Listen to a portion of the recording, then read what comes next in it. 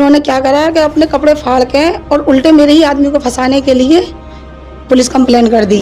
अपनी लड़कियों को आगे कर देते हैं, खुद तो छुपड़ते हैं, लेकिन जो पुलिस का मैटर आता है तो लड़कियों को आगे कर दें। हमसे कह रहे हैं कि गांव में से भगा देंगे और मुझे मारने की धमकी दे रहे हैं, मेरे आदमी को मारने की धमकी दे रहे हैं। नहीं, ये बस अपनी दादागिरी दिखाते हैं, आए दिन केस में फंसा देना, कभी कोई झूठा केस लगा दें, कभी कोई झूठा केस लगा दें। जैसे ही योगी जी का राज आया वैसे ही कुछ लोगों ने दबंगों से डरना बंद कर दिया था, क्योंकि दबंगों की दबंगई कुछ दिन के लिए रुक गई थी। मगर फिर से अब कुछ दबंग अपनी दबंगई करने से बाज नहीं आ रहे। जो उनसे थोड़े कमजोर होते हैं उनको कभी भी पीट देते हैं, उन्हें गांव से निकालने की धमकी दे देते हैं। और अब एक परिवार गांव से पलायन करने की तैयारी कर रहा है। एक परिवार मेरे पास आज पहुंचा है। उनका कहना है कि गांव के कुछ दबंग उन्हें गांव में नहीं रहने देने की धमकी दे रहे हैं, उनके साथ मारपीट करते हैं, उनके पति को झूठे मुकदमों में फंसाने की बात कर रहे हैं। चलिए उन्हीं से जानकारी ले लेते हैं कि क्या कुछ मामला है, आखिर क्यों गांव से जाने की तैयारी कर रहे हैं। क्या नाम है आपका? मेरा नाम है सुरैया। कहाँ के रहने वाले हैं आप? कौन से गांव में? सर, मैं भाटगढ़ी गांव की रहने वाली हूँ। मेरे पति का नाम है शेर खान। ये 24 तारीख में शाम 6:30 बजे मेरे आदमी को शेरू और उसके 2 लड़के और काफ़ी सारी उनकी महिला थी, सबने मिलकर पीटा।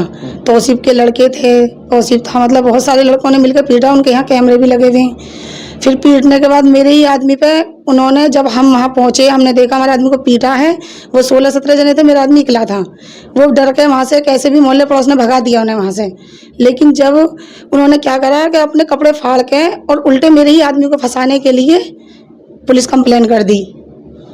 वो मेरे आदमी को और नए इल्ज़ाम लगा रहे हैं कि कपड़े फट गए हैं, अपनी लड़कियों को आगे कर देते हैं, खुद तो छुपड़ते हैं, लेकिन जो पुलिस का मैटर आता है तो लड़कियों को आगे कर दें। सर, मेरे पास कोई लड़की जवान नहीं है जो मैं भी कपड़े फाड़ के बोलूँ कि हाँ जी मेरी लड़की के इन्होंने कपड़े फाड़े। मेरे जो जेठ हैं तैयसर के लड़के, उनकी ज़्यादा हालत ख़राब थी। मेरे सब परिवार वाले दिल्ली गए हुए हैं, उन्हें आज 4 दिन हो गए।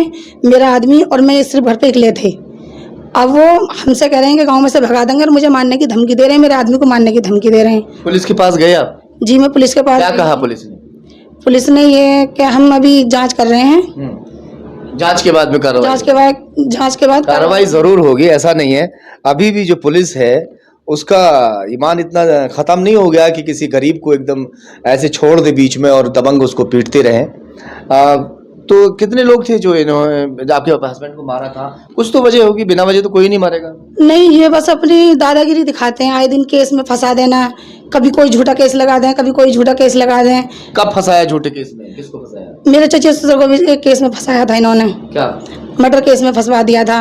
मर्डर किसी और ने करा था, इन्होंने फंसवा दिया। लेकिन ये हमसे आए दिन ऐसे ही दुश्मनी निकालते हैं। मर्डर हुआ था, बताइए थोड़ा सा, क्या था? जी, इनके भैया थे, शेरू के भैया थे छोटे, अब्दुल हकीम, उनका मर्डर हुआ था भाटगढ़ी में। जी, भाटगढ़ी में।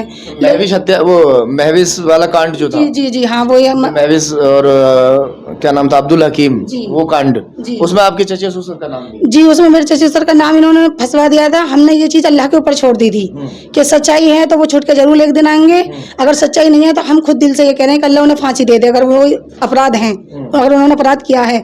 लेकिन उस दिन से फिर हमने अल्लाह के ऊपर छोड़ दी। इन्होंने भी हमसे ये बोल दिया कि ठीक है अल्लाह के ऊपर छोड़ दो। जब से हमारे चचे ससुर छोटकाए, पहले तो उनके पीछे करना, कभी हमारे बच्चों का ये जो बरी हो गए। हाँ जी, वो बरी हो चुके हैं। लेकिन ये आए दिन यही करते हैं कि गली में से नहीं निकलने देते हमें। कभी किसी के ऊपर आरोप लगाते, कभी किसी को। इनके घर में जवान लड़की हैं, 10-12 लड़की हैं इनके घर में जवान। किसी भी खुद चुपड़ते हैं, लड़कियों पर आरोप लगाते हैं। मेरे घर में तो कोई लड़की नहीं है सर, मैं किस पर आरोप लगाऊंगी। लेकिन इन्होंने इतना जीना हराम कर रखा है हमारा, बहुत ज्यादा जीना हराम कर रखा। मैं तो यही कहूंगी सरकार से कि इस चीज की जितनी भी हो बिल्कुल सही जानकारी निकलनी चाहिए। कैमरे लगे हुए हैं उनके घर के सामने, सच्चाई क्या है ये सच्चाई सरकार निकाले। तो ये पुलिस ने वहां जाके कैमरे चेक नहीं किए कि कौन पीटा, किसने पीटा? नहीं सर, अभी कोई कैमरे चेक नहीं हुए। अच्छा, अभी कैमरे चेक नहीं, इसको तो मेरे हस्बैंड के अलावा कोई था ही नहीं, सब दिल्ली है मेरे परिवार वाले, सिर्फ मेरे हस्बैंड थे। मैं भी बाद में से गई हूँ, तो मैं भी पीछे से ही लौट के आ गई हूँ। कैमरे में मैं भी आई हूँ, मैं पीछे से लौट के आ गई हूँ। क्योंकि सर जहाँ 16-17 आदमी या और लेडीज हैं, लेडीज ज्यादा हैं, 4-5 आदमी है, तो उनमें मैं क्या करती? मैं किसी से नहीं लड़ी, न गाली गलौज करी, मैं पीछे ही आ गई हूँ लौट के। इन्होंने बहुत ज्यादा बच्चों को पीटना, हमें कूड़ा उधर हम फेंकने जाते, कूड़ा नहीं फेंकने देते। अच्छा, ये कहानी कोई नई कहानी नहीं है। इस तरह की कहानी आपको देखने के लिए कई सारे गांवों में, कई सारे शहरों में, मोहल्लों में अक्सर देखने के लिए मिल जाएगी। मैं खबर जैसे चलाता रहता हूं, खबरों में अक्सर देखा जाता है कि कूड़ा डालने के ऊपर झगड़ा हो गया।